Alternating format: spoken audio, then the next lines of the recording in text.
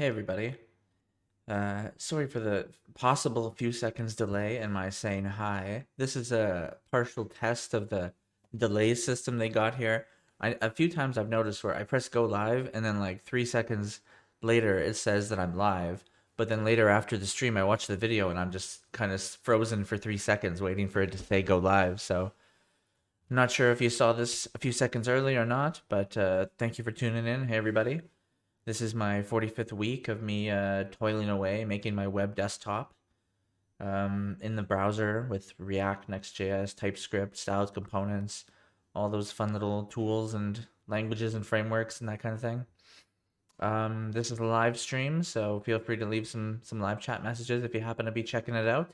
If you're checking it out after the fact, then feel free to leave a comment, or criticism, anything like that, any kind of comments. And if you like my videos, if you like the project, any kind of liking that you want to throw in my direction, feel free to turn that into a thumbs up and give me a like on my video. And if you want to follow me, motivate me, that kind of thing, then feel free to subscribe because it's a motivator, like I say, to see, oh, okay, this many people are like into it enough to press subscribe and kind of check out what's going on. So hopefully it works okay. Oh, I got my thing working a bit weird here.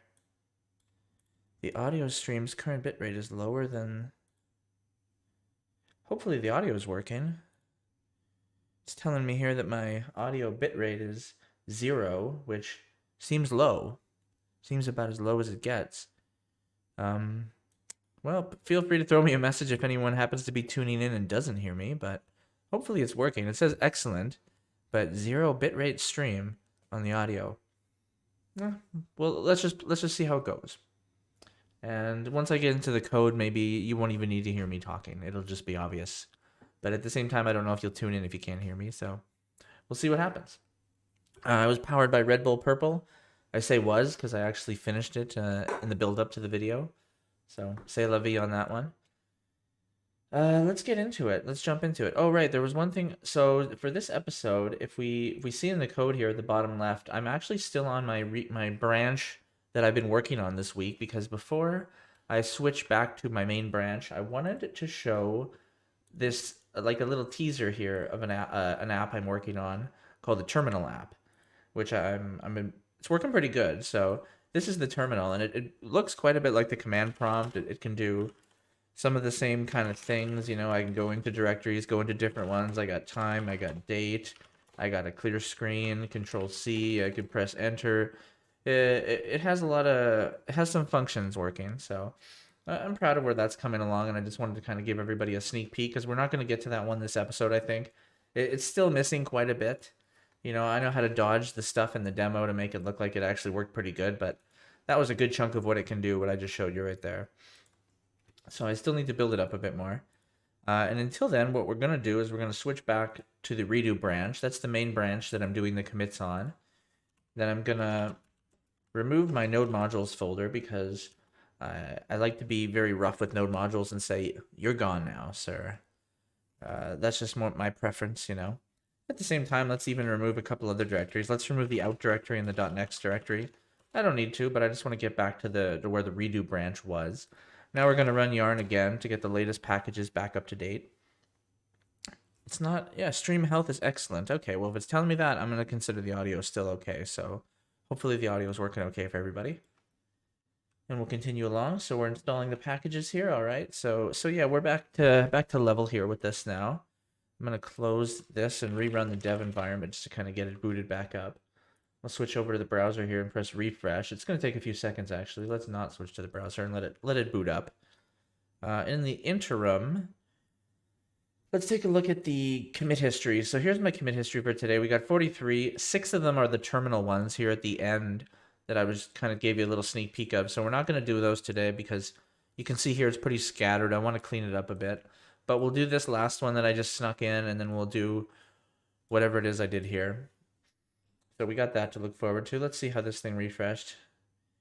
You can just ignore these silly errors when it's first loading. There we go. That error wasn't anything to do with my thing. Oh, what happened here? Oh, yes. We need to rebuild the file system as well because I no longer store that on a branch. So it needs to be restored to the state before other stuff is snuck in. I might have to clean the storage too, because I don't know. Yeah, there's quite a few little steps you got to do to make sure you really freshen it up, so to speak. I think it should be good there though, because I really wanted to give you guys that terminal sneak peek, but there's still quite a few things to do, but it's going to be pretty cool in the future. I found out that I could probably link in the JS-DOS and the v86 terminals as well. So maybe my terminal could connect on a separate tab to inside like an actual Linux environment or that kind of thing. So here's what we got so far for the app. We got our context menus, all sorts of fanciness here. Our file explorer is getting pretty cool as well. There's still the occasional bug that we're going to fix a few of them today. We're going to do the old refactors. We got peek if you hover over the things here, a little preview there. We got our good start menu with its little buttons. All sorts of stuff. I mean, I could spend quite a bit of time demoing stuff. At some point before I do release, or maybe after probably at the same time I end up releasing this thing onto the internet, I will do a 30-minute demo video, maybe even more, just to try to show all the stuff we've added here. I don't know why I'm saying we. It's just been me, to be honest, toiling away, like I said. Anyways, we got it up. We got it booted up. We got our redo branch running. I think we are ready to start applying some commit patches and take a peek at what I've done here. So one of the first ones was I wanted to unmount when nobody's watching. What was the reasoning behind that? Oh, yes. Before I had it where the file manager, when you would close a file manager, it would go, okay, well, I had it mounted, I'll unmount it. But the problem with that is, let's say the first file manager mounts the zip file so that you can look inside the contents of it and open it like a file manager. And then you open a folder within that. And then you close the original folder. It was unmounting the zip, but then the subfolder was basically not mounted anymore. So what I've done is I already had this idea. I know I keep track of which file explorers are open. I call them file watchers. So because I know which ones are open, I can kind of tell when the mounted stuff is needed. And based on that, I can say, okay, when we don't need your services anymore, you can leave, kind of thing. So as you see here, it's no longer handled by the file explorer. And now within the file system hook, that was just an unnecessary new line that I got rid of. Little housekeeping. So yeah, basically here I just added another effect that whenever the watchers change, the file watchers, the folder watchers, it checks the watched paths, it checks the mounted paths, and then for every mounted path, if there is a watched path, mounted watched paths. Well, now I'm seeing an option to do a little refactor here. So I have where I'm checking the length is 0. Instead, what I could do is, instead of a filter, I could probably do like a sum. So if some of these entries start with the mount path, or what if I say if everyone doesn't start with it? That's what it should say. Then I could just make this part of the condition. Slip this in here, the condition, without the length check. Save here to do prettier cleanup. Where's my prettier cleanup? What's it mad at? I have it that invalid now? I messed it up here. This needs to be gone? No. Yeah, it was this. Oh man, I really loused this one up here. Unmount. No, actually that was reasonable. Why is it not? Something's wrong with the way I've written this, unfortunately. So yeah, rather than having it where I was checking the length, I actually prefer, I'll do mount paths. Wait, for each. Where did I think I copied the wrong thing. Yeah, there's my every. I lost that somehow. I wanted to keep that. I think I just did a mispaste, as they say in the business. That looks a little gross. Yeah, I guess it's better like that though anyways. So for each mount path, I go through it and then I check all the watch paths to make sure that every one of them doesn't start with the mount path name, so that there's no like subfolders of it. And if it turns out that every one of them does not start with it, then it's okay to unmount it. I would say that's a little cleaner than the length check I was doing. At the same time, it is quite verbose, I would say, but it gets the point across. I'm not really sure I'm happy with that prettier formatting that it decided to do. But with Prettier's opinion, I like to just go, okay, if you say so. One other way I could do it, I guess, sometimes I don't like this syntax, is the and syntax. I could just switch these to and, cut out this entire middleman here. So it looks like that. That's a little shorter, but it's not ideal. So it's like, if this is true, and then you have permission essentially to go to this one. But I don't like the and thing, because it suggests that I care what happens to the last one, because this will be false, I guess, because it's void. But I don't care because I'm not even checking that. So that's where I feel like this is a better syntax, but it doesn't look so pretty for being called prettier. It's prettier than when I had it all mucked up, but I have an idea how I can make this look a little better, but then it would probably pass the line length, I guess. Let's see here. What if I do this now? Oh yeah, it's over 80 lines now. Well, c'est la vie. So let's test this out. So the theory was that I create a zip. We need a folder too, and we'll put something in the folder, like so. So that I'll zip these things up here, make a little zip there. I open it, so now it's mounted. I open a subfolder. Oh, I want to open that in a new folder. I open a subfolder here, and then I close the mounted one. So in theory, if I refresh, so it's okay. Theoretically, that means it's still mounted. Then when I close, now it's unmounted. So if I open it again, it mounts again properly. So yeah, I didn't actually show the failed case, but had I tried to do that refresh, that's where it fails, because it's like, refresh, whoa, I don't have a file system, or a mount point, more specifically. Okay, so we've improved it a little bit. Rather than a length check, we're doing the every check. An inverted every check. Is there a faster way to do that? Maybe. I guess I could just do a sum and then invert the sum, maybe? I say sum matches. Not. Yeah. So if some of them do start with, if that'll be false is true, then unmount. Oh, there we go. Then it fits in one line too. I think that's the same intention. Invert it here and every versus sum. Actually, sum is probably more efficient. No.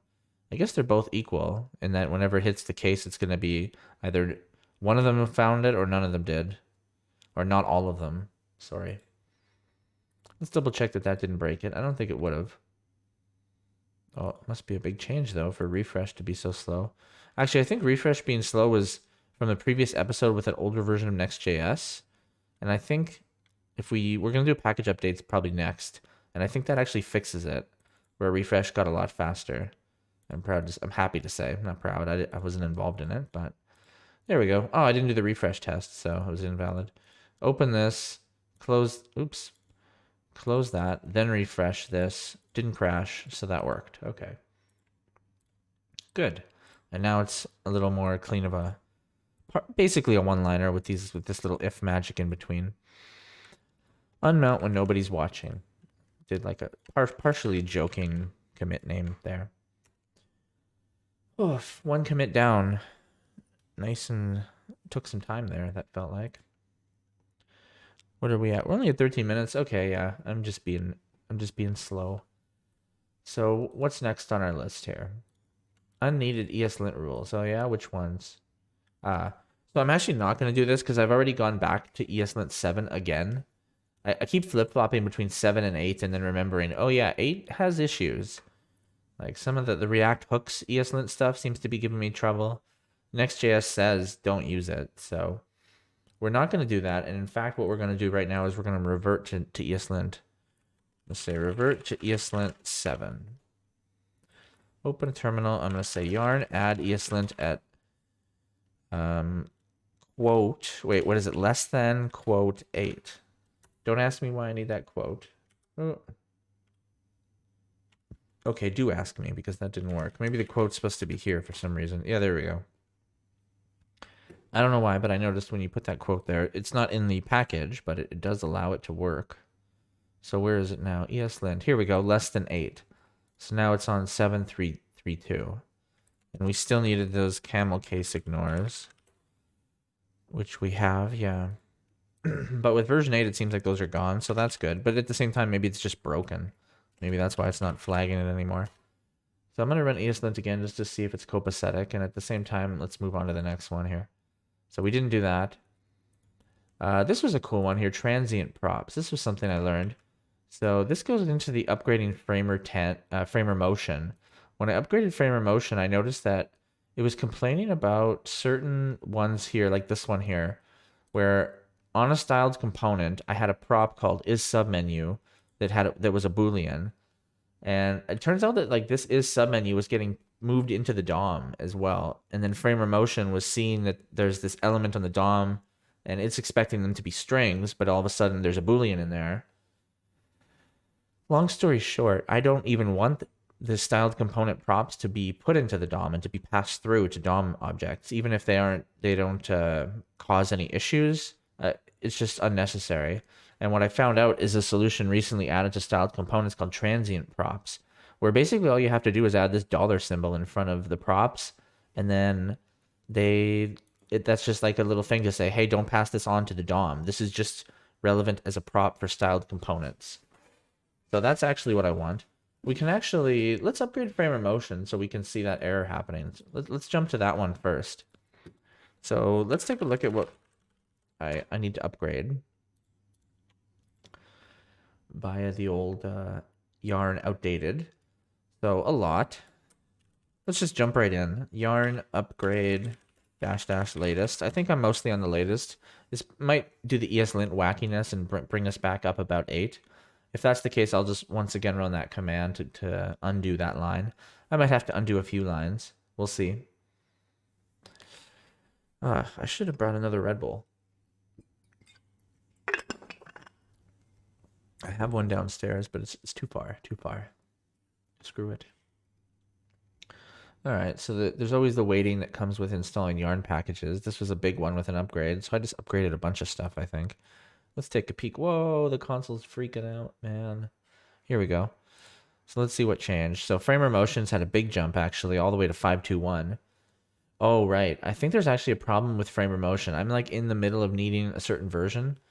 I don't know if I need to do some kind of code upgrades, but when I open the start menu now, it's like, whoa, instead of where before it was like, now it's like, We'll see if that's fixed, and if not, we'll go to like, I think it's like 501 or something. I can go to framer motion 5, and that's like almost it. 502 maybe I can go to. I think 501. Anyways. Next.js, this is that upgrade that hopefully... Actually, this might be even newer than I remembered. I thought they were on 1202. Let's see. If my memory's right, then that must be like an update from the last few hours, this 1203. Oh, yesterday. Oh, yeah. Ooh. Yeah, that's a lot of changes. Okay. Well, without going through that, let's just jump in. It says improvements you'd expect, right? So let's continue on with our package upgrades and assume that this Next.js upgrade's okay. ESLint, okay, that's fine. So it did once again jump my ESLint to where I do not want it to be. Let's go back to less than 8. Got a message here from Abbar. Add Doom 2 and go to MUpedia and open a new tab. Yeah, I know MUpedia and some of the ones they have. Definitely some of them I want to add. The reasoning behind not adding some of the big ones is just that it just means I have to serve a lot of files, basically. So it's not something I'm jumping to do as quick as possible.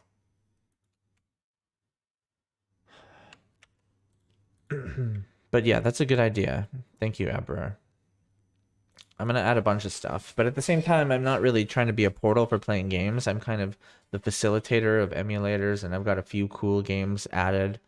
But some of them, like I say, have huge DAT files that it just becomes something that I have to serve on my CDN when I finally do set it up to go public with it. So it's a consideration. I feel like this unicorn update also caused some issues. I think we'll have a couple of headaches here, but let's do a run now. Let's try a build first, because let's close Next.js. So we've upgraded Next.js to 1203. That might be okay. There was another Next.js change I wanted to do, but we'll wait on that one. I think the SWC minifier. SWC is like a new compiler type of thing they're working on in Rust. I don't know if compiler is the right description for it. But there's also a minifier aspect to it, and you can have to enable that as like an experimental option. Unless they've made it mandatory now, who knows? Not mandatory, but default. Currently, I'm not using it for my replacement to Babel because I have styled components, and as far as I know, they don't have a solution for that yet, unless this yesterday update did something. But I'm keeping myself posted on that. I feel like that'll be a bigger update that they do. We'll see with this 1203. It looked like a big update, anyways. Looks like the build for the most part's working. I mean, just because I said that it's gonna fail, but at least it got pretty far. Oh, maybe it's gonna work. Collecting page data. Is that bad? I don't think so. Yeah, okay, the build worked. Nice. So that's a first good step. Next one being ESLint, I guess. If those two work, then I guess we can run the dev environment and see if Framer Motion 521 gave us any headaches. It's also weird that it went to 521 without saying greater than. I would have expected it to sneak in an up arrow there if it was going to upgrade on me. Like I said, we're going to go to 502 at least. Oh, what happened here? No empty file. Right. This was a unicorn rule that I disagree with. It's actually incorrect too. This file is not empty, and it's I have no choice but to have it. I can't even edit it, I believe. I think it even says don't edit it. So I'm just going to disable that rule for unicorn. Looks like it's some new rule they've added. Probably works great until it doesn't. I wish it was easier to add exceptions. Because I actually do want to scan that file still. Okay, so we've just added an exception there to get ESLint with its new unicorn stuff. Oh, we've done a bunch here. Right. I guess that revert was at the same time. We'll just call it package upgrades. And now let's check out Framer Motion and see if it's doing that wonkiness. Because if the start menu is acting silly on me still, then we're going to have to go back a little bit. On that note, let's take a peek at what Framer Motion versions there were. To try to remember myself which one were the good ones. Yeah, I think it was this one. That one was working, and then after that, the start menu went wonky on me. And I don't know if that's because they fixed something and I now am configured incorrectly, or what. Let's check it out. Yep, that's not right. Okay, not a fan of that. So we'll do is we're going to revert that Framer Motion. Let's say yarn add Framer Motion at 5.0.2. Yeah, we'll say that's as high as it can go. Less than 502, actually. Because I think 502 is a headache as well. So that's like saying 501, no further. Let's see if that's a little more cooperative. I think the dev environment was a bit faster, by the way. Felt a bit faster. Let's see here. I just did a refresh. Yeah, that's faster by far. Okay, open start menu. There we go. So now it's back to being smooth. So let's just leave it at 501. So now watch the console here when I open something. There we go, right away. Boom. So warning, receive false for a non-Boolean attribute foreground. So I figured out that that was basically this piece here, this foreground. Is being set as a Boolean, which is actually correct. That is what I want. But it's because I want these transient props. I don't want props that are getting pushed to the DOM. I didn't know that was happening. I wonder if we can even see it in the DOM. Let's take a peek. Where would it be on? Let's see. Here, I guess? Oh, switch to the browser here. Maybe it would be on this, I'm supposing. I don't see it. Maybe it's on the window. This is the window here.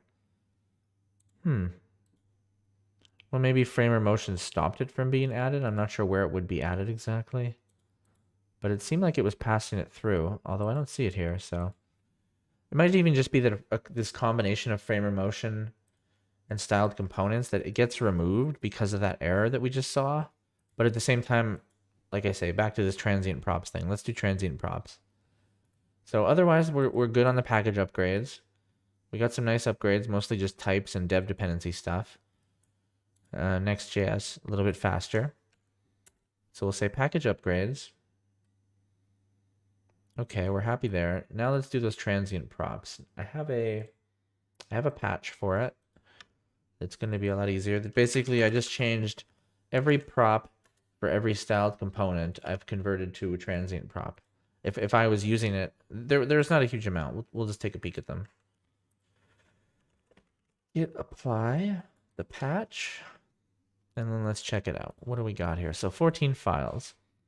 So yeah, you see it's basic stuff like this. Icon, I've switched to be transient like that. And I just had to update a few props to have a dollar symbol instead of a not dollar symbol, basically. Active. Yeah, very few. Nothing snuck in here. Just adding the dollar symbol to any of the custom styled component props. So I'm going to make a note of that. Switch to transient props for styled components.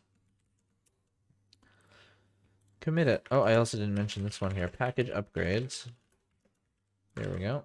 And that hopefully should commit without too much fuss. Looks like it has. Nice. Now we're on transient props. So now actually, if we go back to our environment here, start it back up, jump back in here, we should no longer see a console log error when we open up a window. Yeah, no more error. Now it's not complaining about any transient props or nothing. And we're on a pretty recent version of Framer Motion until I figure out what's wrong. Actually, let's make a note for the next week's show notes here. Next stream. Get Framer Motion fully upgraded. I don't like to have any of them behind. We'll try the same with the ESLint. Can I upgrade ESLint yet? Question mark, question mark? Exclamation question mark, in fact. That's how adamant I am about getting it working. I'm willing to throw an exclamation mark in there, and I won't be apologetic about it. I'm sorry. All right. Where are we now? So we basically did those. Now we move the status bar to the file manager. Yes, this makes more sense. So actually, I think this change might be partially wrong here. This -1. Let me see here. Yeah, the status bar oh yeah, this is just moving the folder, but it looks like I snuck in a little change here. Sneaky, sneaky.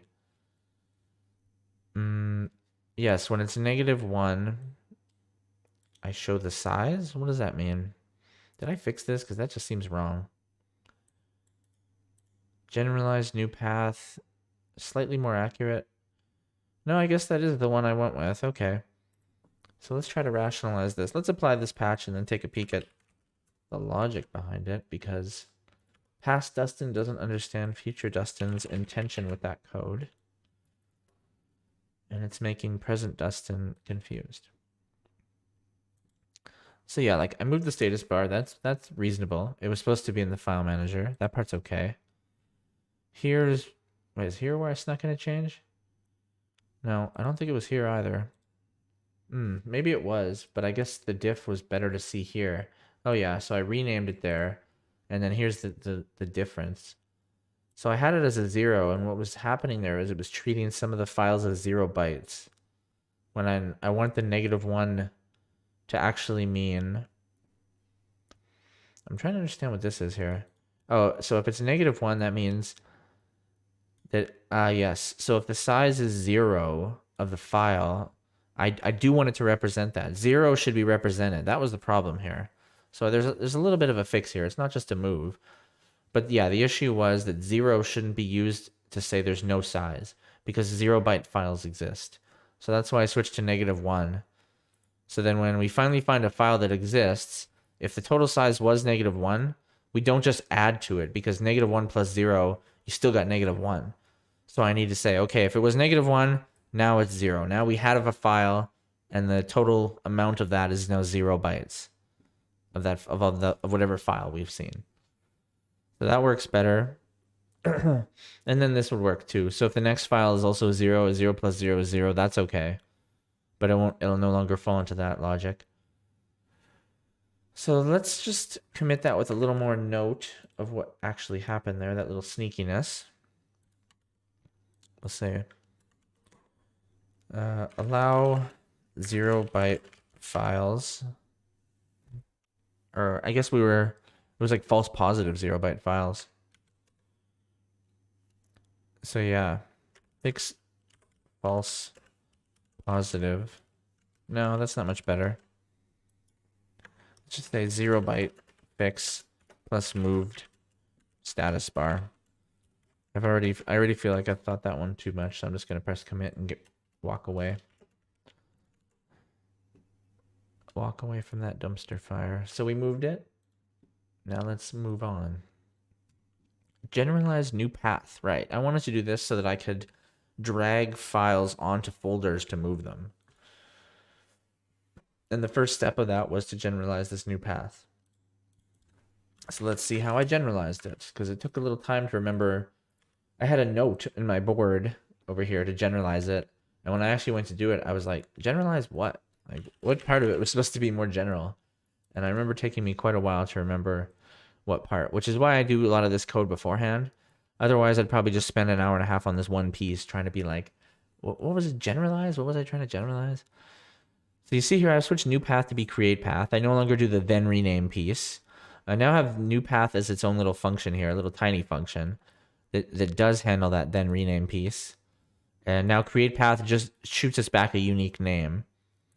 And I handle the updating of the folder, the setting of rename, the blurring, and the focusing all in new path. And now create path doesn't handle any of that. So now all that create path does, and it's still a recursive function here, is it just handles making a unique name and then either writing it, making a folder, renaming, checking what exists, that kind of stuff, file system stuff. And it doesn't do any of this stuff in red. These two things could be done in one condition. So I moved that to one condition within new path here that basically just does both of that. So if there's a name and it doesn't start with a /, then that means it's in the current directory and we can do things to it now, such as updating, refreshing the folder, blurring what's currently there, and then focusing on it, and possibly renaming it if it was like a new folder that got created or a new file. Because when you create a new file, typically you want to put it in rename mode right away. So that was simplified there, and now create path can be used in other places, and I can just pass stuff in. Although I think I might have to generalize it a tiny bit more, but I think we do that in the next piece. I think the missing piece of generalization is passing the directory in. Currently, it's still very much focused on the present directory, because if you see directory here, it's not passed into the function. But I have generalized the function to the point where it basically just needs to be passed in that one piece. I almost wonder if we should just apply the next commit and like say that adding dragging onto folders required the generalization of new path. I think let's do that, in fact. Let's just see how big this changes. It's not so big. I'll tell you what we'll do. What we're going to do is we're going to stage this change so we can see the difference. We'll stage this change. So now it's like that change is gone, kind of, or it's prepared. Now what we're going to do is we're going to git apply this second change. And the commit is going to be about this. But it required a little bit of setup in that generalization piece that I just explained. And now we'll run the other part of the patch and we can see what changed again. So now what we've done, I actually took it right out of here. So we did finish the generalization. It's now that more general, oops. Darn it, switch to the code. So same file, the use folder file. And what I've done here is I've taken out create path. I've taken it right out after making it. And I'm importing it here. It's now coming from the use file system hook. Because it's now a more general function where you give it a directory and it'll make a path, a unique path. Just purely with file system commands. So it didn't need to be something that use folder can use. Anyone can use it that's using the file system. So now if we go into use file system, I basically just migrated it there. And it now exports that. And it now also gets a directory.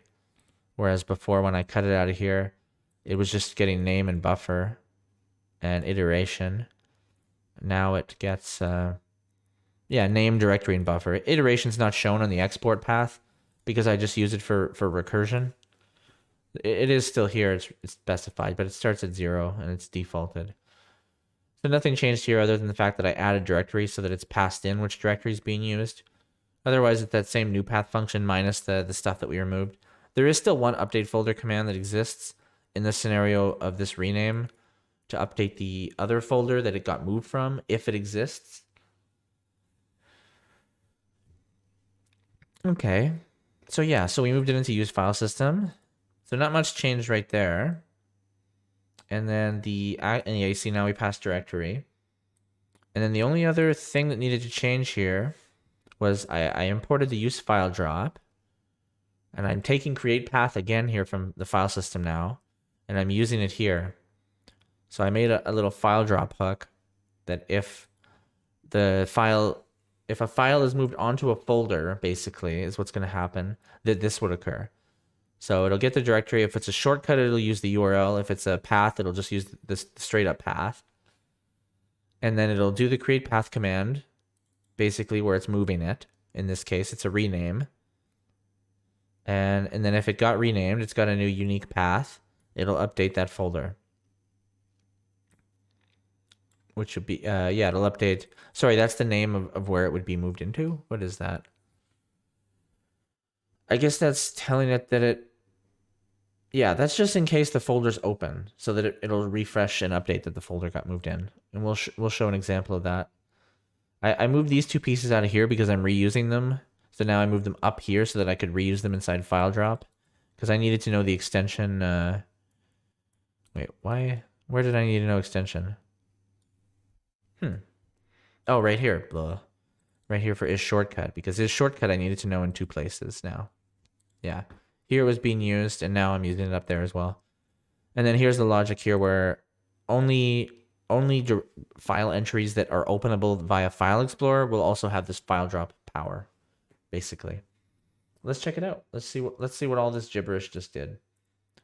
So the trick of it is, so you see here we got a new folder, like so, and then I can click this file and I can drag it onto the folder, and when I let go, there you go. It moves it into the folder. I can also drag it and drop it into the desktop. I can drag it, I can drag it and drop it into here, like that. Drag it back out, or like I said, I can drag it onto the folder now. So that's the new part. And it doesn't have to be open for that to work. I can close it here. See, I open it, it's just one file. And I drag it on, and then I open, and there it is. And you can do sorts of stuff with it. I can extract it. I can check out its folder. So we can do quite a bit. Keeps just building on itself. So what was that one? So let's apply those changes to the stage changes, and then we have this complete commit. So the complete commit was basically the ability to add drag/drop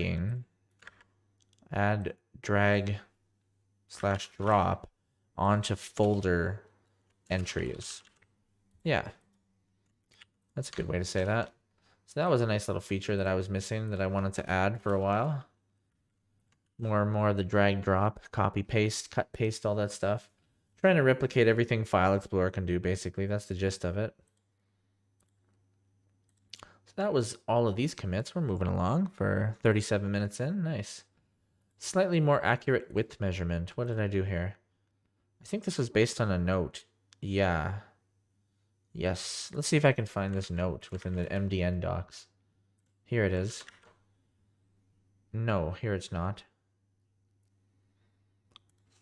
Somewhere like here. Maybe, I think it was based on this measure text thing. Let's see, MDN measure text. Here we go. It's for canvas measure text, and then it was these fields right here. Dang it.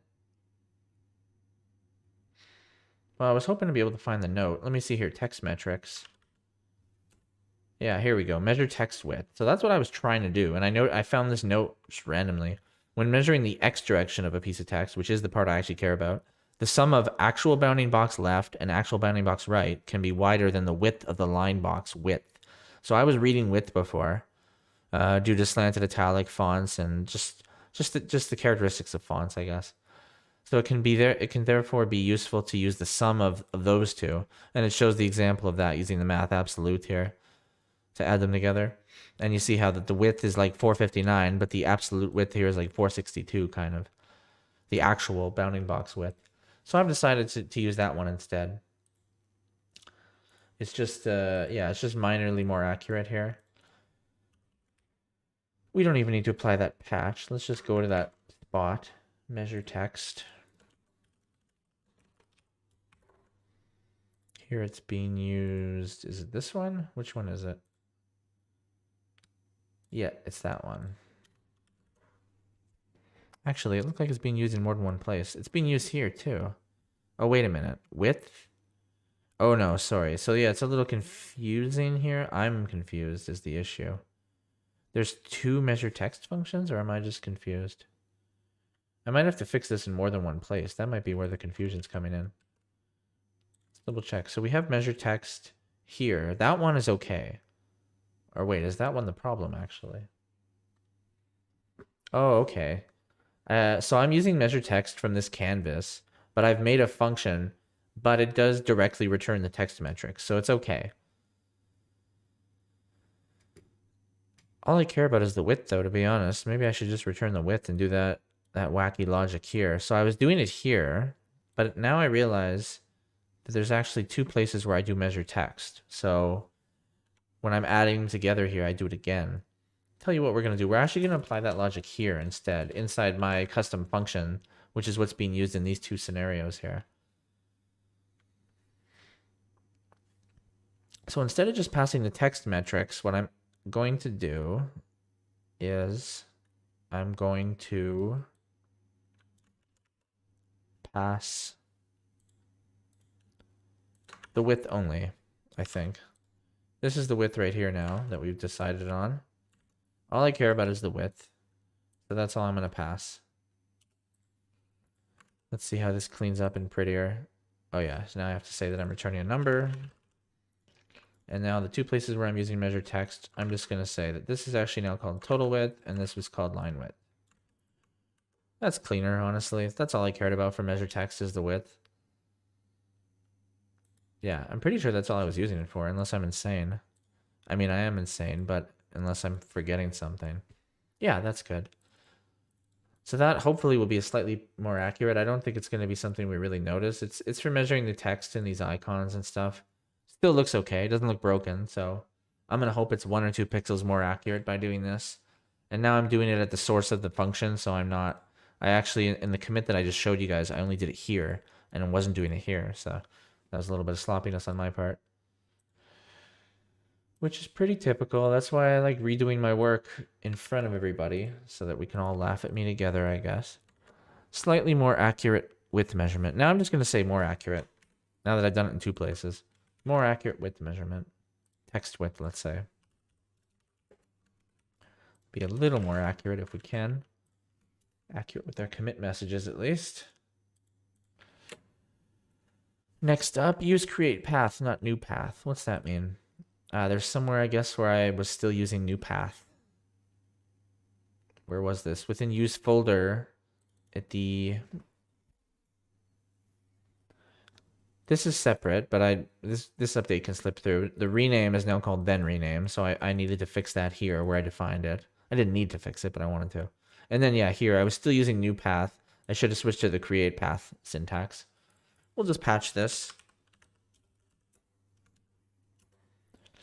I have a lot of little targeted refactors, I would say, is a big part of these streams, I guess. I'm not sure if people get a lot from this or not. I'd like to hear actually more about that. But hopefully with the fact that I try to talk through all the code, it's still of value to somebody, even though it's like commits out of context. I mean, if you want context, watch the last 44 videos, you know? There's like hundreds of hours of me explaining this. And I'm not going to stop, so don't try to stop me, please. So as you can see from this diff visual that not much changed, pretty much nothing, except that this is called create path instead of new, and I slipped in the directory here. Otherwise, it's doing the same thing. And now I think we're not using new path anywhere that we shouldn't be. Let's see. Actually, we kind of are. In some scenarios, it's okay, and we actually want to use new path. What was the one I just changed, in fact? Because like I just said, sometimes we do want to use new path. Well, whenever we want the folders to update and we don't want to just raw create a file, I wonder if I needed to do new path here. Now I'm questioning it. Paste to folder.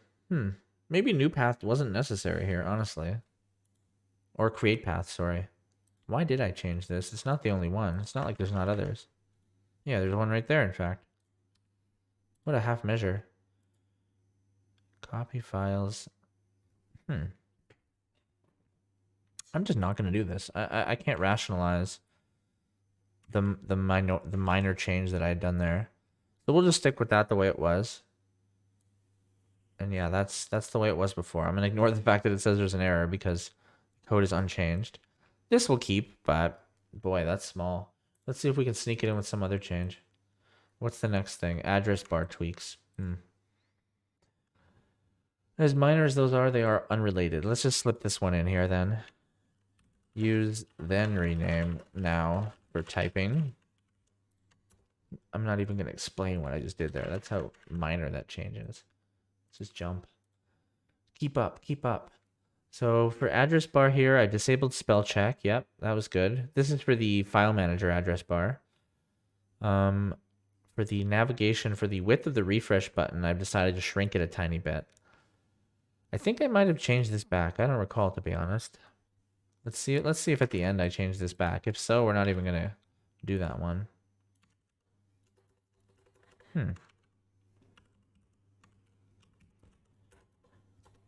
Who knows? Let's just do that change. Let's not question that then. Yeah, so I shrunk the refresh button. At one point it made sense. It's still an okay change, but it's a little less consistent. The reasoning behind it was that it was overlapping the icon.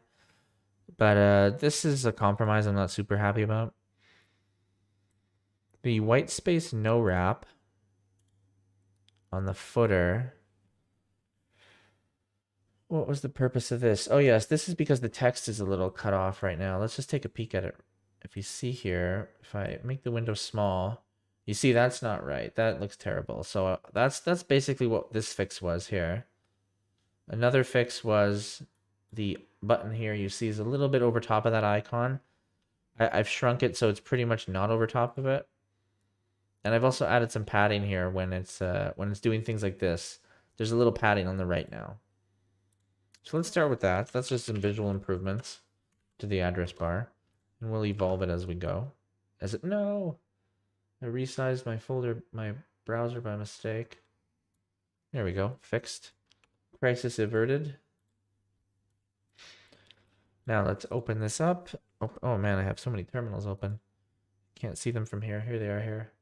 I'll just close a bunch of them though. Close, close. There we go. Git apply. Hopefully my computer's powerful enough to have a couple terminals running.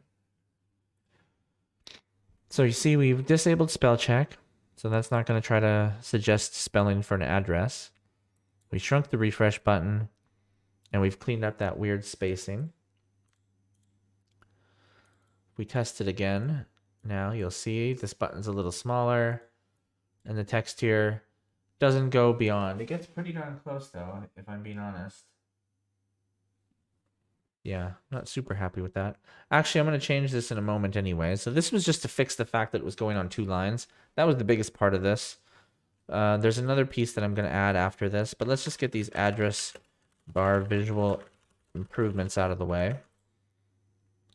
Or let's say File Explorer visual improvements, because it's actually for a few pieces involving the File Explorer. One of them being the refresh button. So that was this one here. No moving to end of list on rename. What does that mean? Oh yes, this was a weird bug. So if we open up here, watch, if I rename this to something else. Oh, it has to be a new file. That was something I discovered. So if I make a new file and I make another new file, now I take this one and I rename it to say A, enter. You see it jumps to the bottom. That was obviously a mistake.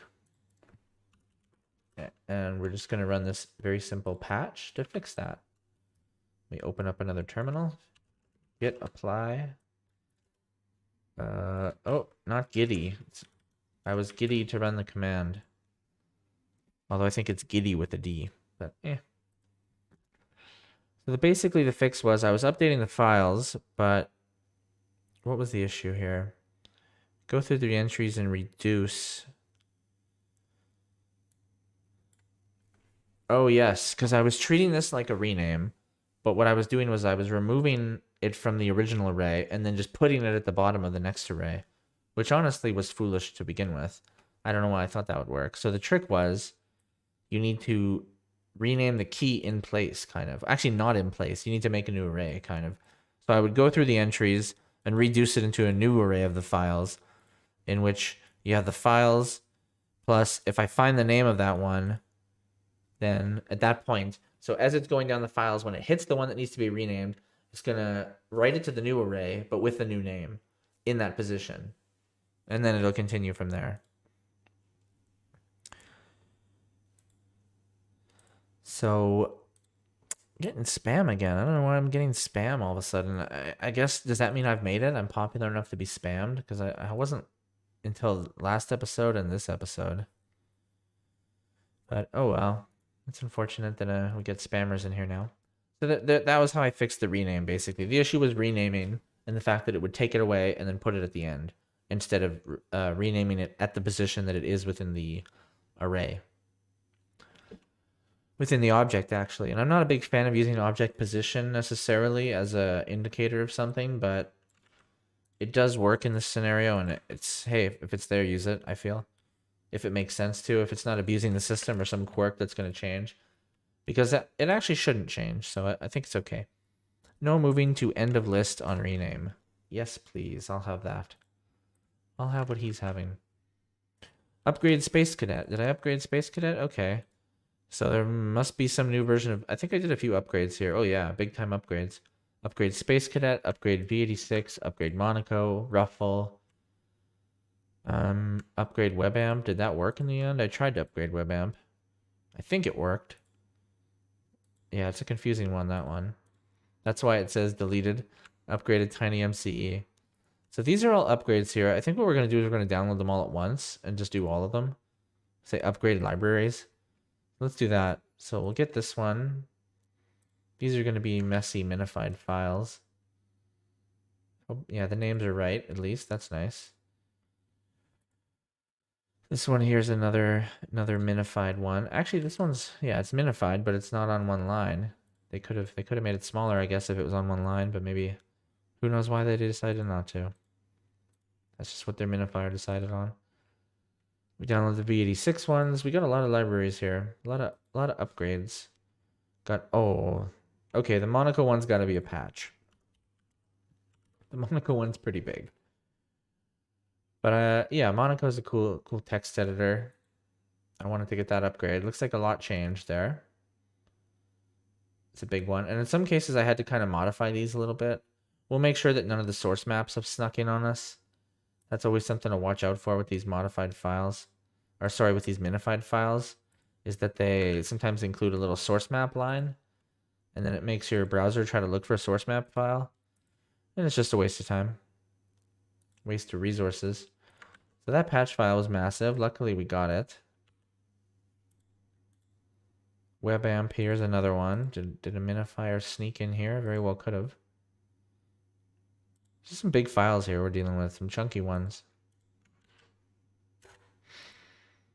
And that was the deleted it. Don't worry about that. And then Tiny MCE looks like that also needs to be a patch. Because those are just too many files changed. Okay. So I think we got it all. What we're going to do is I'm going to switch to the code. But in the background here, I'm going to open up my drive. And I'm going to go to the folders. And I'm just going to put the things in their places. So for Virtual 86, it's a lib file and a wasm file. Upgrade those. Oops. For Ruffle, it is also a JS file and a wasm file. For Space Cadet, it is just a JS file, it looks like. The data in the wasm file didn't change, but it looks like JavaScript evolved a little bit. And then the WebAmp file, like so. And then I'm going to go to the code here and I'm going to apply those two patches. Git apply. I don't know if that's the Monaco one or the Tiny MCE one. Doesn't matter. There we go. So let's take a look at our work here. What we'll do is we'll look here. Public program files. So you can see here the Monaco source files. Oh, I had the old ones in here. Did that get snuck into the repo? Ooh, maybe it did. Okay, well that should be deleted. I shouldn't have kept that in there. Just the VS one. So I think, yeah. I wonder if that got committed last time. Well, we're not committing it this time. We're not making that mistake twice. Let's double check. Yeah, there shouldn't be a VS old folder. That was when I was just making sure I was upgrading correctly. Looks like it didn't sneak in, so I think we're okay. We got Ruffles updated. We got Space Cadet, Tiny MCE, and Virtual x86. Let's do, what is it? 1, 2, 3, 4, 5 programs. And if we see here, 1, 2, 3, 4, 5, 6. I think the thing that's missing is WebAmp. And I think the reasoning is that it actually didn't get upgraded from the version I'm on. So that's okay. All right, let's just be happy with that. We upgraded 5 programs. Upgraded program files, let's say, because that's where they are. Here we go. Upgraded program files. Oh, program files. Let's rename that. There we go. Upgraded program files. Committed. That was another nice one. You don't need to do that all the time, but it doesn't hurt sometimes to do those upgrades. Add note about clearing session. What does that mean? Ah, yes. So this is what I decided in the end for now. So I have a power button that wipes your session basically, and I'm working on on having a little sub menu pop up. But until I do, I'm just going to sneak a tooltip in here that says clear session data and reloads the page. Just so if you hover over it and you happen to notice that, hey, it's going to do that. But I messed around with the menu for a bit and I couldn't figure out the best way to show it. So I was like, hey, for now, let's just add a tooltip at least. And so I did the least. When given options, I chose the path easily. The path most worn, I guess. Not necessarily. Okay, so here's another nice one. Let me take a sip. Ascending and descending sort order. And that one actually comes with some nice visuals too. So let's take a peek. That's actually a big one. Basically what I wanted to emulate, I already have the sort by name, date, all that stuff. What I wanted was to be able to sort ascending and descending, because that's also another Windows feature. So that's what I've done here. So to the sort contents, I've added the ascending option and say it's true by default. And then I've moved the sort contents logic to its own function, as you can see here. What have I done here? What have I done? Okay, yeah. So before it was like this sorted content, and this was very repetitive, and now I made this function here that does basically what this was doing, where it sorts by name. Then if there's a sort function, it sorts again. Otherwise, it just returns what was sorted by name. And it does that separately for the folders, then the files. Then at that point, it does a reversal of the folder array and the file array separately, because that's how it works in the Windows File Explorer. Is when you invert, it's not just like, hey, take everything and flip it. It's like, take the folders and flip them, and take the files and flip them, and then flip that, actually. So that's why this gets flipped here as well. So there's a reversal here, and then there's a reversal of the order in which they're shown. And that's how that part works. Next up, sort by order. Yes, I've changed the sort by piece a little bit so that it's not just it has to be the order and it has to be the type. So like name, type, size, modified, ascending, descending. Those are the 2 separate things. Otherwise, not much change there, just the naming. Here, update sort by. What have I done here? Oh yeah, so I've changed these a little bit. Before it was just set sort name as name. Now what I do here is there's basically default. So when you right click and you say sort by name, it's always going to be ascending first. You know, like if you were in descending, but then you say I want to sort by type, it's not going to stay in descending. It's going to switch it to ascending. And this is to mimic the Windows ones. So the true false happens to just be the order they do it in. And then I've also added a second menu here with the ascending, descending options to flip it after the fact. So let's say you sort by type, and now you want to switch from ascending to descending. And I've also added this toggle piece, which is separate than the checked idea, but it's to add like a little circular toggle option. And that's based on which type in this case and which order in this case. And I have some logic here to know if it's ascending and the sort order. Now here in the sort by hook, I had to keep track of the current one so that I could flip it, I guess. New sort by. Sort by. The word sort by is used too many times here. It gets abused. Oh, right. The function gets passed in here. So I want to sort by a function where I pass the current sort state. This one's a little confusing. This works, but can I explain it? You know, this part here didn't change too much. But what did change is, what did change here? I guess it's just to keep track of ascending separately. I've kind of had to make this shared variable where it has the value plus the if it's ascending. Here I split them apart, but they are returned from the sort by function. Okay, well that's just basically for keeping track of the sort order. Here's that little circle icon that I added, along with the place where you can show the toggle icon as a circle. And then I added the ability to toggle. So let's see what it looks like in the end for all that talking. So now you see sort by, and now you see we get the little circles, and you have the ascending, descending. So if I say descending, now they're in descending order. If I say ascending, you know the idea, ascending order. And these special icons on the desktop always stay at the top. They're special. But if we do the same thing here, you can see that it does what I was describing, where it kind of double flips. You can go by size. And remember, size is default descending. Name is default ascending.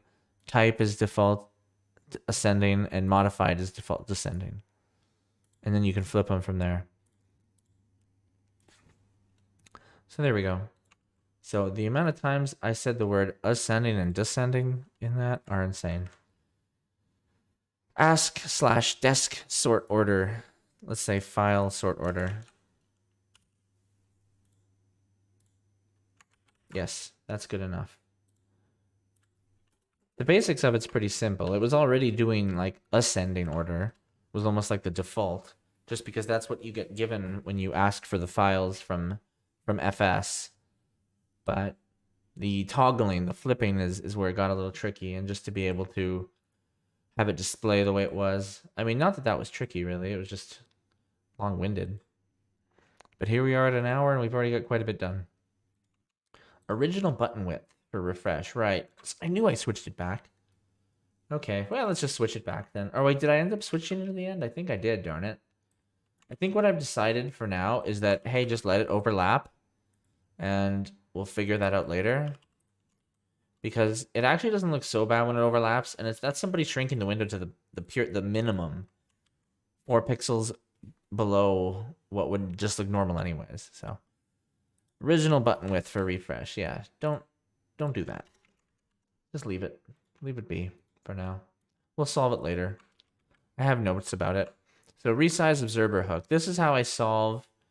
Oh wait, this is a two-part thing. So I already have a Resize Observer that I was using on the photo app, the photo hook for use pan zoom, where it was basically just doing pure Resize Observer stuff, where you give it a component.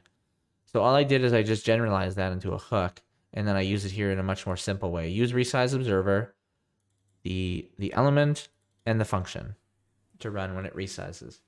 So in the case of pan zoom, any resizing was just resetting the photo. But then I'm going to be able to reuse this to do some other stuff. So that's always nice to be able to make these little React hooks. This one called the React Observer hook, I'm calling it. That's the name I've given it.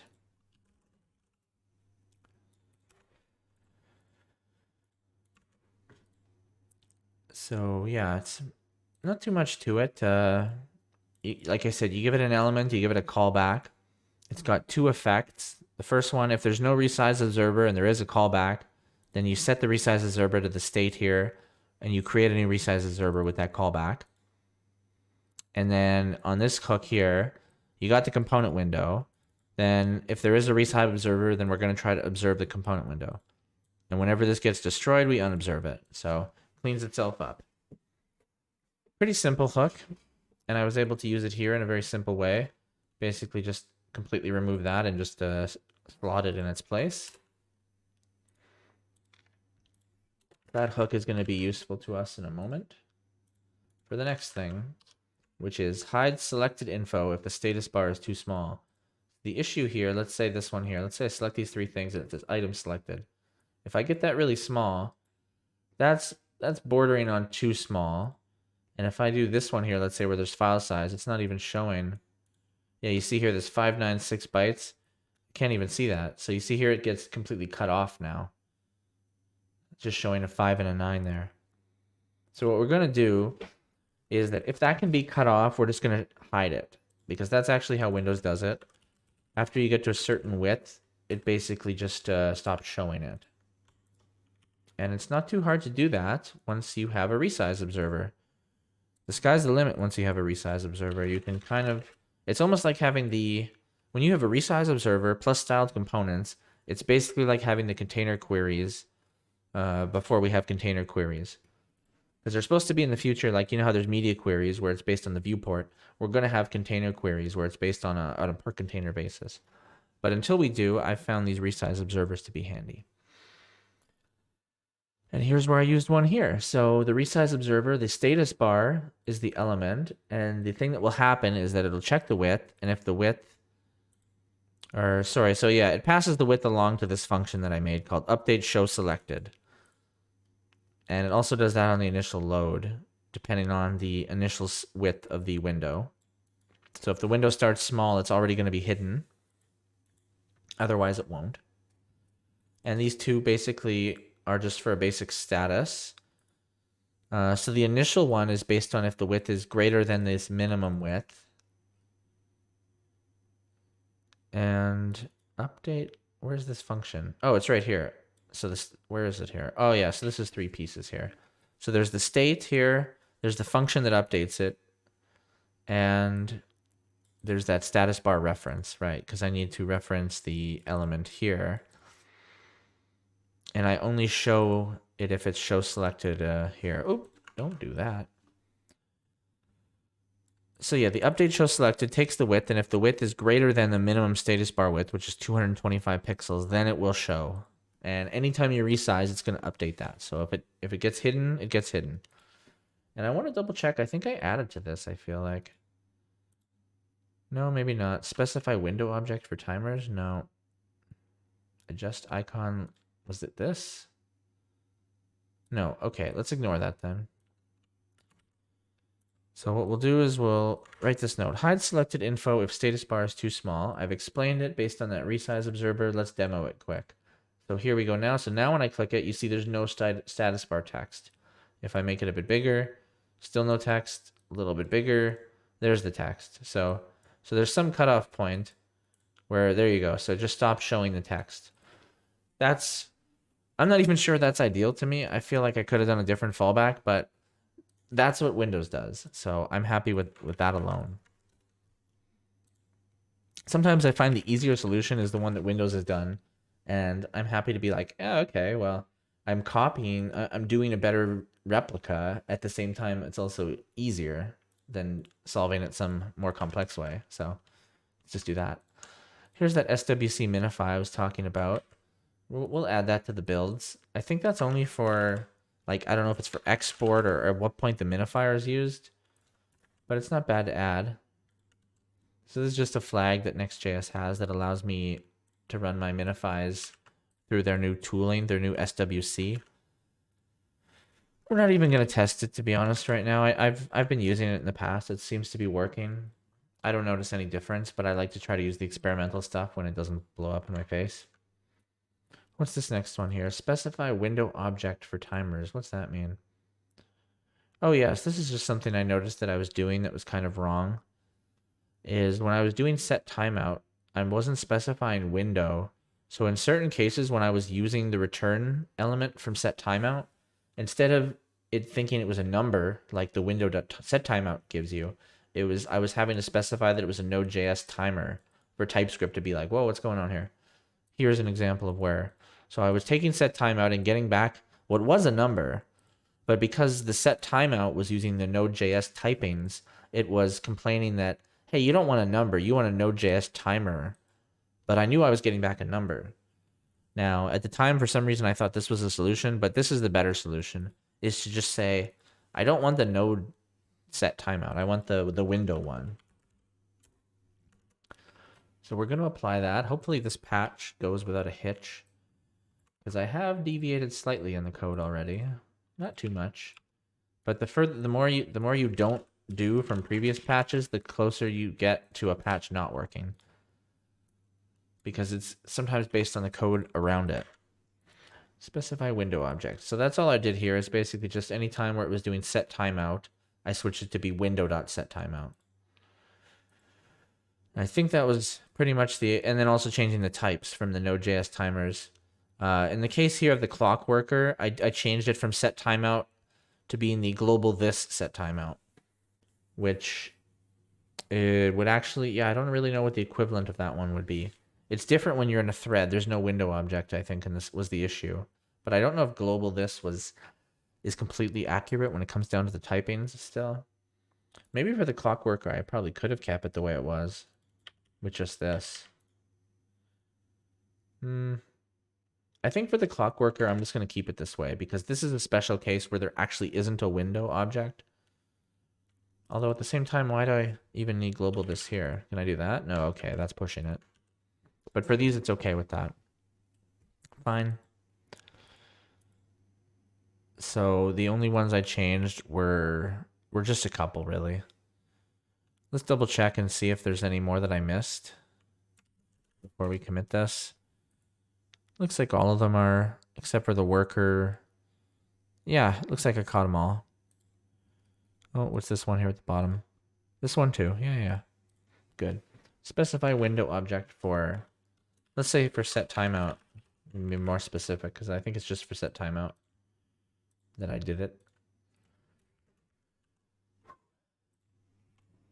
All right, next up, where are we? Adjust icon cleanup load logic. What the heck does this mean?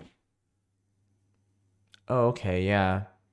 I think this is when I was messing with React 18 and I realized it had an issue with this. In the end, I didn't go to React 18, but I think this may have been a better solution. Let's take a peek at this. So this is for loading the icon image. I've added a loaded state. So now there's an effect where, so before it was trying to clean up right away. Now I'm only cleaning up once it's loaded. What's the difference there?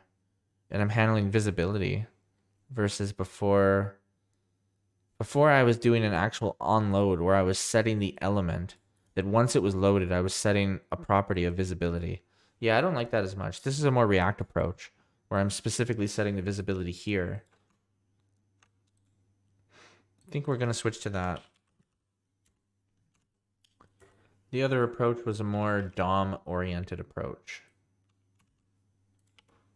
And I'll discuss the differences here once we apply the patch. I'll discuss just how minor this is because most of these changes are minor. So yeah, before on the styled component, I was passing the onload, and then I was actually grabbing the target DOM element and applying something to its styling. And I also had visibility as hidden by default.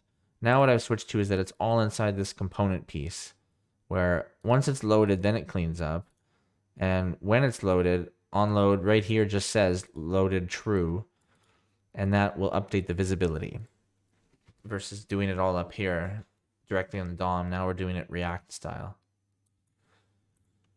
So let's say React-centric icon loading approach, let's say. I don't know if that's a good commit message, but you know what? I've already pressed enter, so it doesn't matter. What's next? Unused dep. Oh yeah? How did I catch that one? Closing. Oh yeah, I think this was right. This was from when I did the unmounting, where I moved unmounting to be in the file system. It was like one of the first commits of the day of this episode. And when I did that, I no longer needed... Oop, hey. I switched my video over to you guys quick. Once I did that, I no longer needed some of these variables. So I should have cleaned this up earlier, but I missed it. I'll make a better note here in the commit message. Yeah, you can see here, this was when I had closing being used for the... I was passing it along to the file manager so that the file manager here was taking it and doing that unmounting here. But it doesn't need to monitor that because unmounting is not happening there. So remove unused unmounting dep. Let's call it prop. Removed. Yeah, unused unmounting prop. Sounds like a mouthful there, but it's perhaps not. Next one up.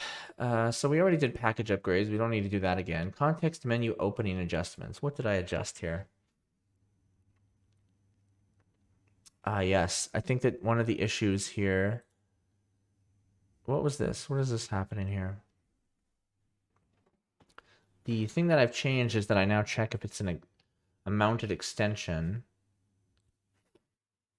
And the reasoning for that being what? Let's apply this patch because I think it makes sense, and then we're gonna go change by change to try to figure out if some part of it doesn't make sense. But that would never happen, wouldn't it? Doesn't make sense. It's unthinkable. All right, let's see. What's the first change? So all I've added here is another condition that it's not a mountable extension. Now, I think that makes sense. What's this for? This is for when I double click. Oh, right, because I always want to open compressed files in new folders. That's what I should say here. I think that's what's happening. Yeah. So here, this condition here was opening it in the same folder versus opening it in a new folder. So I say it opens in File Explorer like a compressed file can do. But the exception here, yeah, if it is mountable, open in a new folder. So let's say that. Open mountable files in new folders. I think that's what's happening here too. Let's double check. Yeah, it's the same thing here. When I do open a new window, don't show the open a new window thing for compressed files because I just want those to automatically open in new windows. And then here for the open command, if you click open, if it's not mountable, then open it as a new window again. Yep, that was the key piece here. And here for the icon as well. What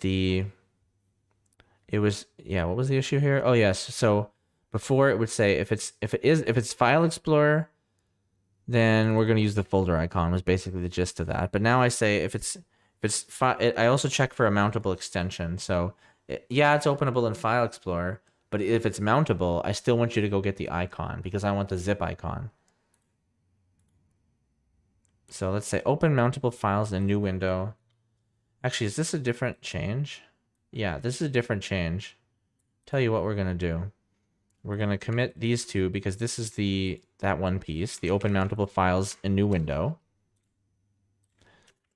Commit that. And then this other piece here is about that icon. Come on. Let's say show compressed icon for folder shortcuts. No, wait, wait, what is it? Show compressed icon for shortcuts. Yeah. Because before the shortcut knew it opened in File Explorer, so it was showing as a folder.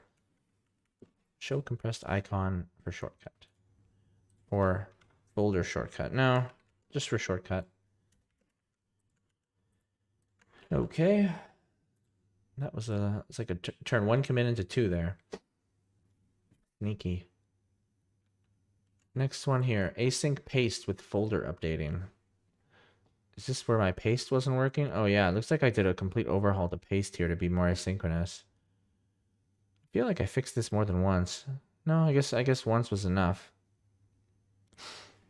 But yeah, let's commit this patch and take a peek at it because this was a big overhaul of how pasting worked. In general, I'm trying to move all my file system commands to asynchronous versus being callback based. They were mostly callback based. No, the patch failed. Impossible. Oh, that's unfortunate. Line 374. Okay, what's line 374 look like? Because I do not want to do a lot of wacky changes to this thing. I think it's because, oh right, because I decided not to use create path in the end.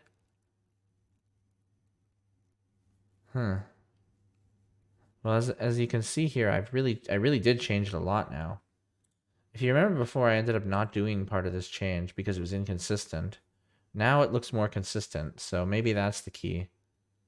What we're gonna do here is we're just gonna take this copy files command, and we're gonna take that await command. This is basically everything that paste to folder is doing now. Let's just take paste to folder from here.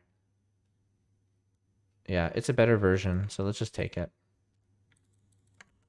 Right out of this text here. We're just going to use that paste to folder. That's easier than applying a patch. Paste to folder. It might be easier to see what's changed too in the end.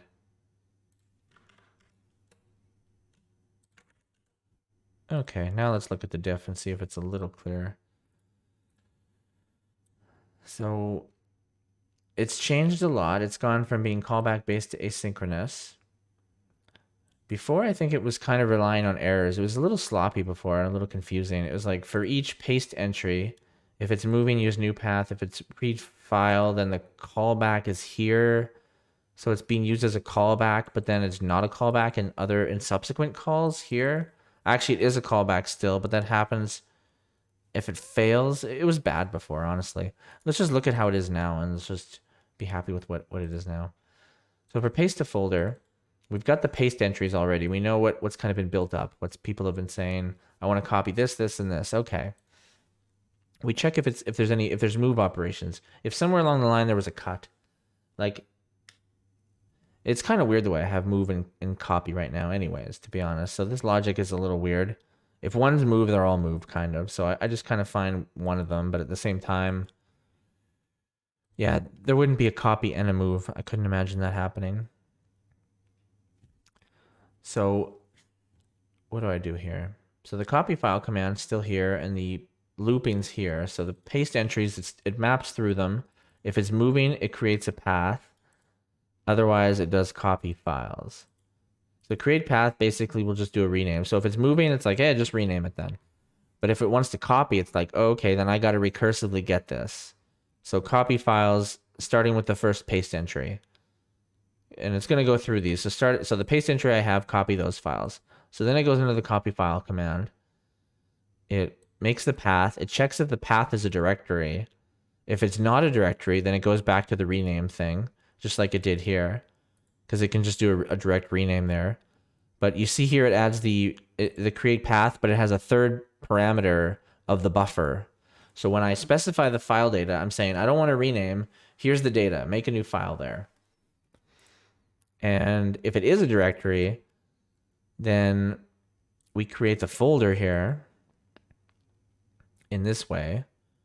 And then we go through the directory entries and we run the copy file command on all of those. So long story short, it basically just allows us to do copying. So you see this folder here that's got all this deep structure. Ideally, I should be able to say copy and then go in here and say paste. And now if we look in here, we've managed to keep all that structure. So that's ideal. And if the same thing here, let's delete this one. If I say cut and I say paste, there we go. And it did it, and it should have done it in different ways slightly, but it managed to copy the stuff. So I think it may have been working before. I can't even recall. But this was a cleaner approach, and I think it actually wasn't working properly before. So if nothing else, this is somehow better. Let's say async paste with folder updating. I think the folder updating might not have been working properly. And when I started figuring out where to put update folder, I realized this needs to be controlled better because it's too unsynchronous, you know, desynchronized. It's desynced. It just was a mess before, basically. I demystified it a little bit. So here's something I'd forgotten I did. That's a nice little surprise. I made a browser. I made a browser for the app. So we're going to have a browser. You know what I'm going to do? I'm going to leave it till the end. I'm going to get through the rest of these tweaks because there's only a couple. So here's some browser stuff. This was browser. So there's 3 patches for browser. We're going to do browser today. We're not going to do the terminal. I showed you it at the start. But for the browser, we will get to that. It's very limited right now. I've got some wish list stuff for it, but it's pretty hard because I don't want to have a backend. All this stuff staying client side, so we're going to have a limited browser experience. Detecting if somebody ran into a cores issue is, I feel like it might be impossible at this point. It's not something I can detect. So let's see about these package updates. Was this anything? What was this lint here? Yeah, we already did that. And that stuff's inconsequential, so we don't need to worry about this. Add comments to shortcuts. This is something I wanted to do. If you hover over here, you see public. It just says, oh, you don't see my tooltip, but it says this stupid stuff. So let's say for this one here, it says location, bracket, / bracket. Because the location it goes to is this. Sometimes that's okay. For certain shortcuts, it's okay to just have it say location and then location. But sometimes you want to add a comment. And that's basically what I've done here. So let's just do that feature really quick. So I want my tooltip to not be just a generic, hey, here's the path. I want it to actually be something I specify. This is, again, another feature that Windows allows. So it was another one I was happy to emulate. No, what is this? No such file or directory. Oh, right. Oh, right. Because this would involve the browser somehow. What was this patch again? Let me open this. This involved everything. Oh, right, because everything's going to have a comment now. Yes, so the browser link that we haven't got to yet, its comment was going to be access the internet. But let's just delete that one and ignore that one. And delete it from here. So we won't make that part of the commit. We'll come back to that one. Otherwise, this applied fine. So let's take a look at the change itself. So in the internet shortcut, I've added the ability to have a comment. I check for it here. I pass it along. Mostly just passing it along here. A little boilerplatey, unfortunately.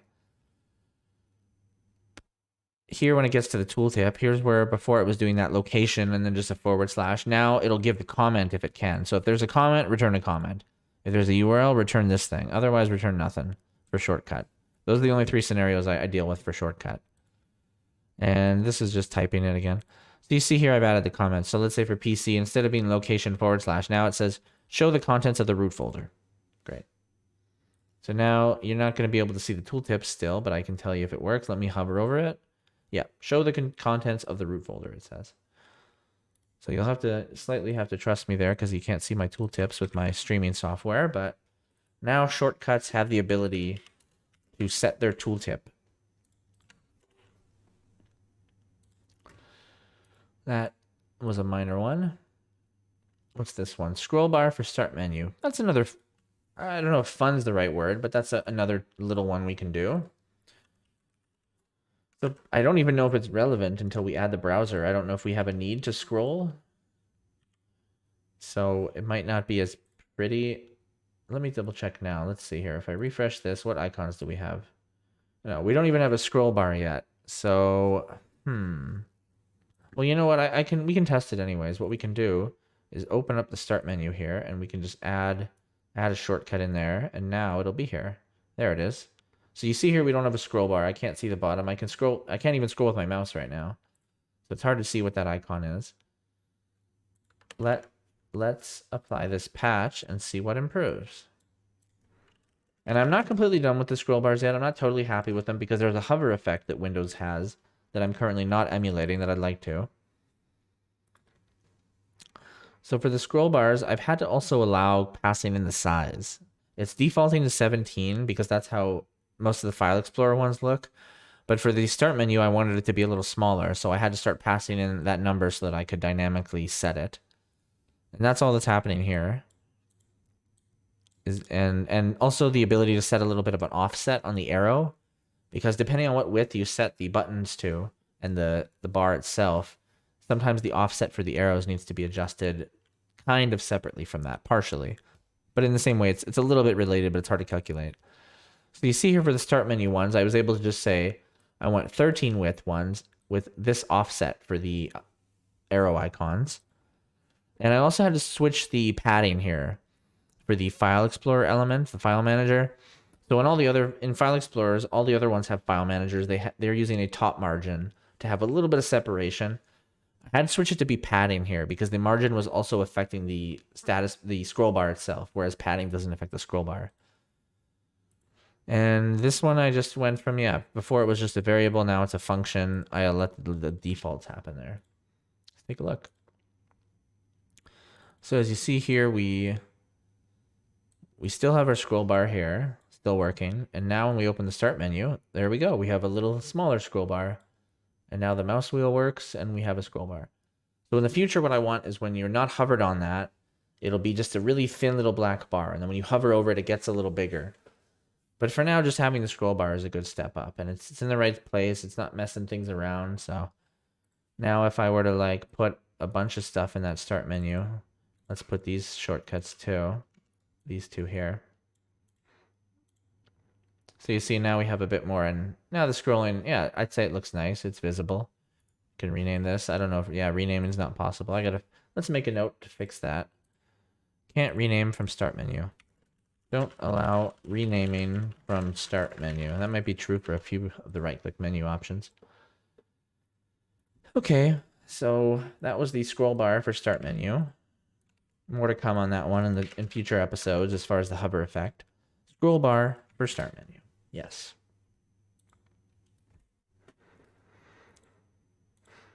Getting more spammers, just constant little spammers in my chat. Disappointing. I don't want to disable chat. I'm not going that direction. I don't want moderation because I'm too lazy. So I'll figure a solution out. All right, I think we've done all the commits that aren't the browser or the terminal, it looks like. Oh, there was one more with locked title. So one issue is if I open up, let's say, Space Cadet here, you'll see here the title actually changes to 3D Pinball for Windows. That's something internal to their JavaScript. I don't want to dig through to fix that. I've just found a way to basically make it impossible for any apps to change the title after I've ran this command. That to me seemed fine because I actually don't want the title to ever change. I mean, I don't know, it's not going to be called X forever, but whatever it is called, it's not going to change. What happened here? Oh, this is the wrong patch. Darn it. I wanted a different patch. This patch here. Oh, let me switch to my code. Darn it, I hadn't switched to the code. So it's complaining already on line 94. What's it complaining about? It's probably related to that browser thing and the fact that I haven't done that piece yet.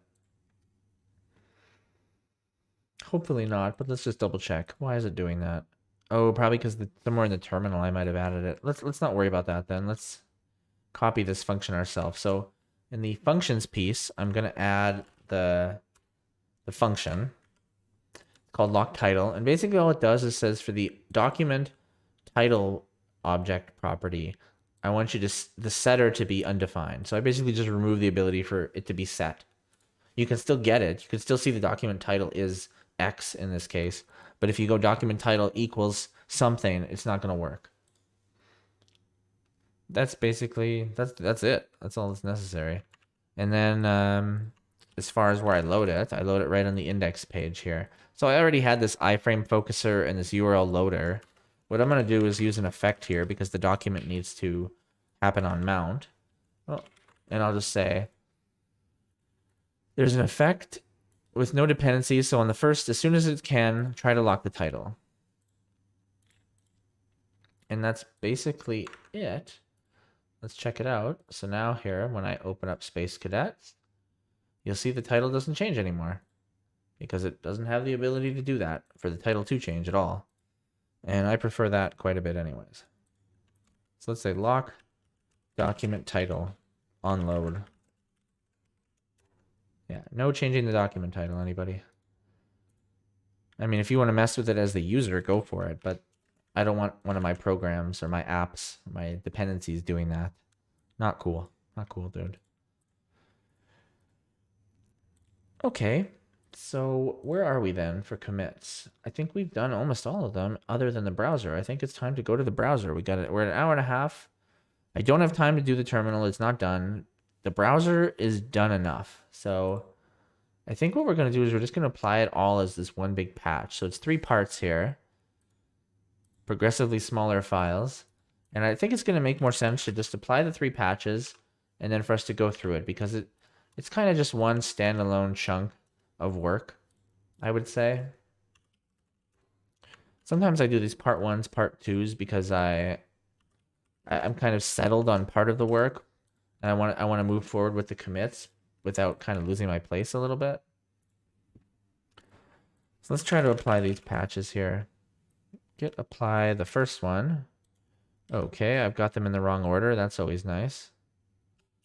Let's try to find out what the order of these things is. It's not that either. Okay, so third time's a charm, I think. I'm gonna guess that the order is this one. Wait, what?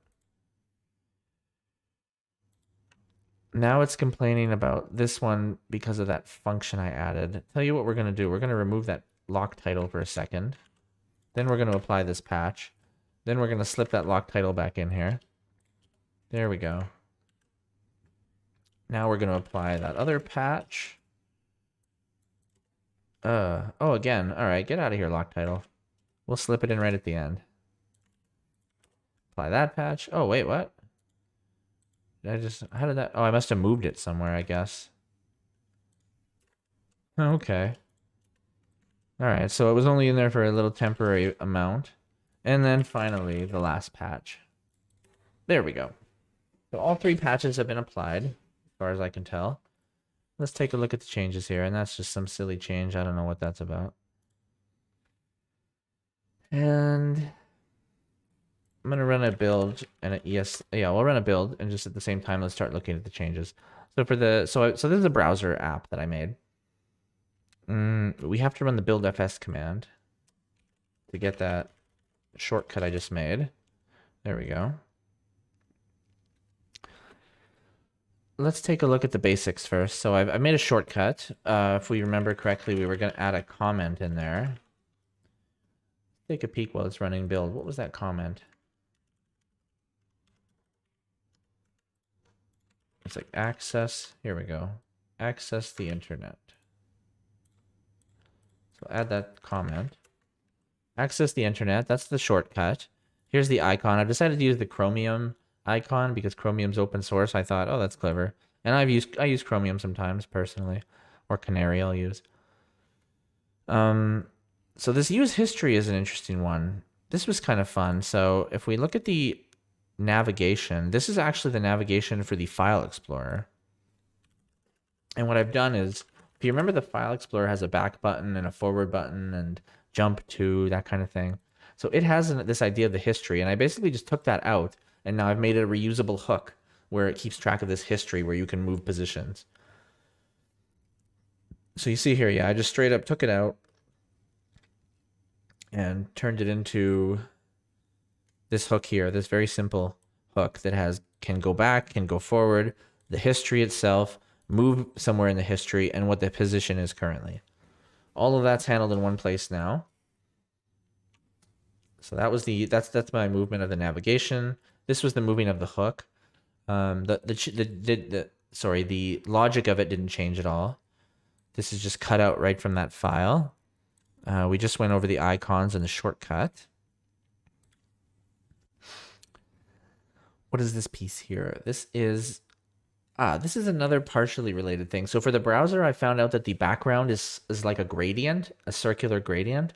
So I've decided within the directory where I already was passing the background color, I've just decided instead of background color, we'll just call it background. And then it'll actually be like the CSS background, which can be a color, or it can be a radial gradient, like this one here.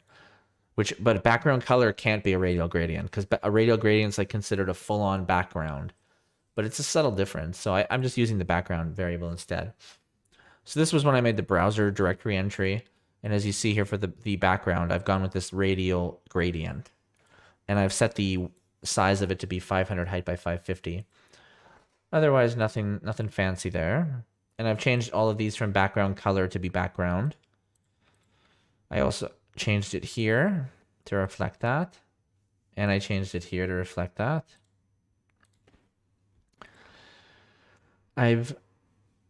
What is this navigation icons thing? This is the icons for Chrome. So I decided not to copy the arrows that I already was using from File Explorer because they weren't exactly the same. Instead, I went and found the arrow icon and the refresh icon to use. And it turns out the arrow icon is just one icon. At least I couldn't find the right arrow. I could only find the left arrow. So I took the icon and then I made this little direction flipping logic for giving us both arrows. And a stop button. So currently we only got the 4 buttons. Left and right, refresh, and stop. Those are the 4 icons. Those are SVGs. For the config, I'm using this Google homepage here with this web homepage with IGU equals 1.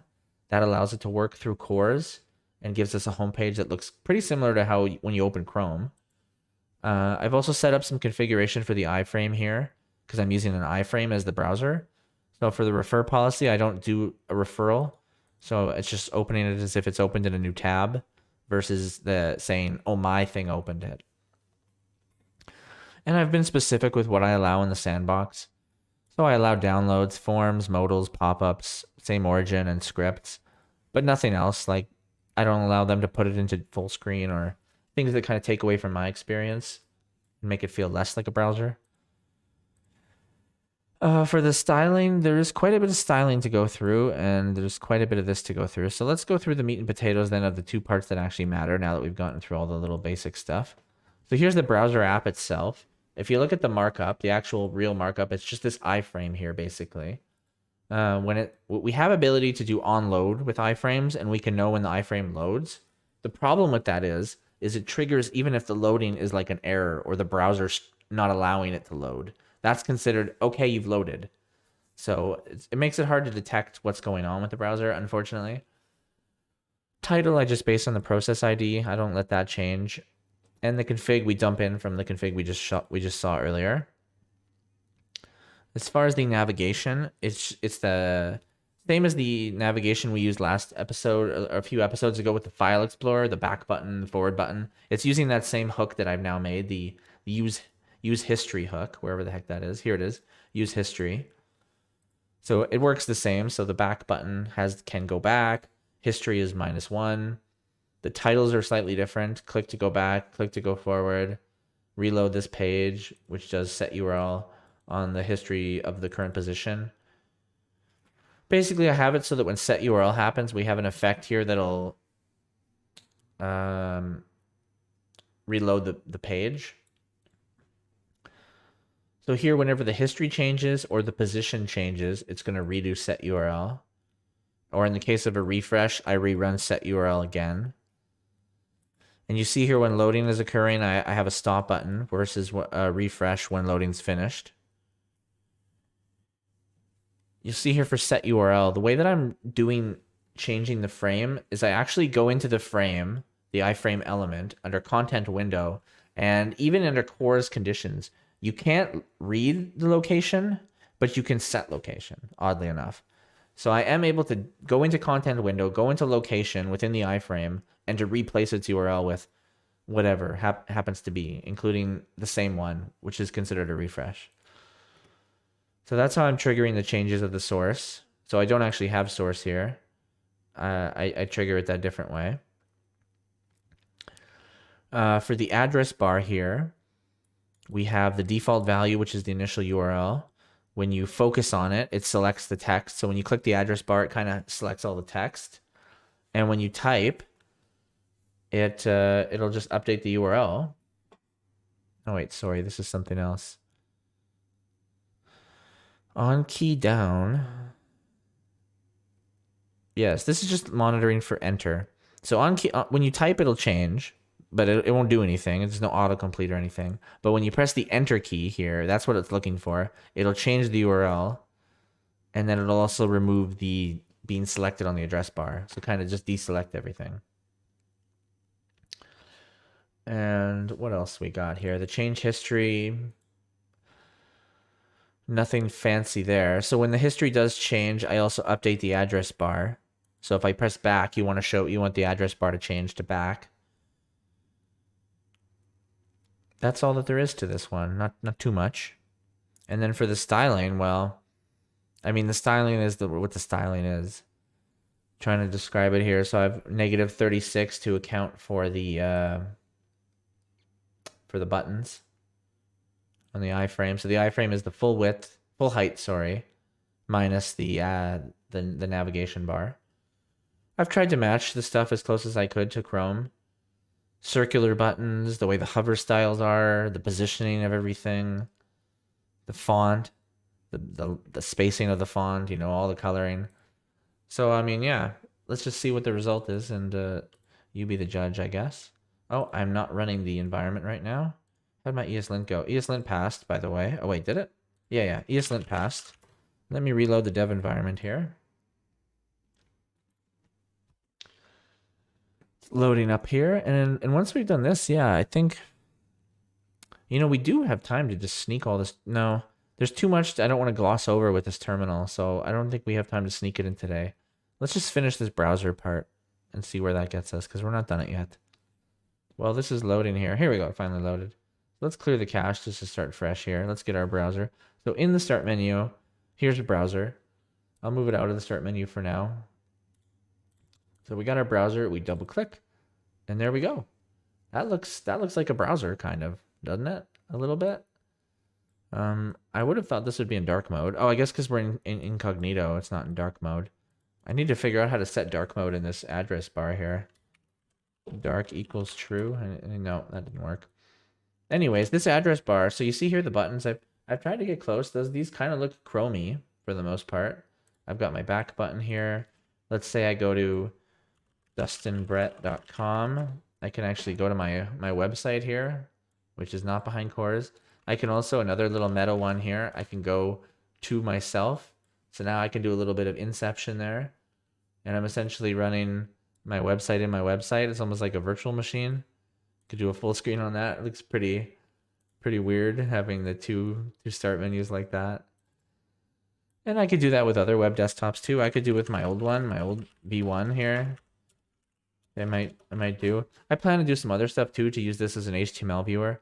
So this actually failed. I don't know why that failed though. Doesn't seem related. There we go. So this is the old version. It looks to be more broken, unfortunately. Yeah. V1 doesn't seem to load it. And this is where we get into the issues. So let's say I try to go to google.com. https:// So you see this error right here, this failure to load, it was actually blocked by the browser, it says here. And there's no way that I've found for me to detect that this happened. If it did happen, I have some ideas. I could run the request through a CORS proxy instead. But if it doesn't need to be through a CORS proxy, I prefer it not to be. I might end up just doing CORS proxy for everything in the end. We'll see. Anyways, that's the browser. It works. You can search stuff, you know. I can search for myself here. So I'm using a browser to search. Oh, there's me, actually. I'm listed on LinkedIn. That's cool. Okay. Yeah, I mean, that's a browser. So we have a browser now. A browser app. I think at some point someone had requested that, so I'm happy to say I've got that in there now. And yeah, I don't think there's much else to check with that one. Honestly, that one's done. Let's see what other commits we have here. I think we just did them all. I think that we actually managed to get through all the commits minus the terminal, which is kind of cool. We got a browser, we got a scroll menu here. We did a lot of copy paste fixing and a lot of right click menu stuff. Some transient prop stuff, some upgrading. Looks like we did a lot anyways. So yeah, an hour and 48 is one of my shorter videos, but like I said, I showed you that terminal at the start. Keep that in mind for next episode. I'm hoping next episode maybe will just be a focus on the terminal. In the next few weeks, I might be getting a little bit busier. I mean, hopefully I'll be able to update you guys on some news if I have some good news in the future. But if I get busy, yeah, I'm hoping to get this terminal finished pretty soon so that I'm not too delayed for the next couple weeks. But either way, it'll be fun. And yeah, if you guys like this video, please throw me a like. If you want to motivate me, want to keep up on things, throw me a subscribe. I got a message here from BH Hampton. Thanks, it was me who requested the browser. Oh, cool. That's so awesome that the person who requested the browser was actually watching right now and was able to say thanks. So I'm happy that you were here to see the browser. Yeah, like I said, I still have a lot of plans for it. I'm a bit limited with cores, and I'm using iframes, but I can also pass in raw HTML and use this thing called source doc instead of the source URL. So I'm planning to use it as an HTML viewer in the future and to try to do some other cool meta stuff wherever I can. Like I'll have my blog entries. When you go to one of my blogs and you click it, it'll also open in the browser. And whenever I can, I'm going to try to have it like a real browser. I'm going to have tabs, autocomplete, just a few more things I've got in mind. So really appreciate that you happen to be watching, BH Hampton, and that you got to see that the browser has been implemented. If you have any other features for it, or you want to throw some other comments, feel free to throw a comment in the messages. I mean, you already did, so thanks anyways. But yeah, we're winding down. So like I said, throw me a like, throw me a subscribe. Thanks for tuning in. Thanks for interacting. Check out the terminal one next week. It's going to be a fun one. Other than that, I think we're set. So thank you for tuning in. See you on the next one. Bye.